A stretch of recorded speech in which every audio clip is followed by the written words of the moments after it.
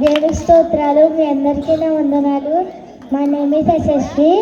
I'm studying third class. ఆ దేశంలో కొందరు గొర్రెల కాపరులు పొలంలో ఉండి రాత్రి వేళ తమ మందను కాచుచుండగా ప్రభుదూత వారి ఎదుట నిలిచెను.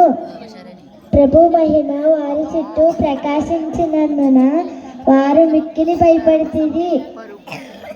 అయితే ఆ దూత మీకు కలగబోవు ప్రజలందరికీ కలగబోవు మహాసంతోషకరమైన శుభవర్తమానము నేను తెలియజేస్తున్నాను. దావీదు పట్టణం మందు నేడు రక్షకుడు మీ కొరకు పుట్టి ఉన్నాడు. ఆయనే ప్రభు అయిన క్రీస్తు. దానికి ఇదే ఆనవాలు.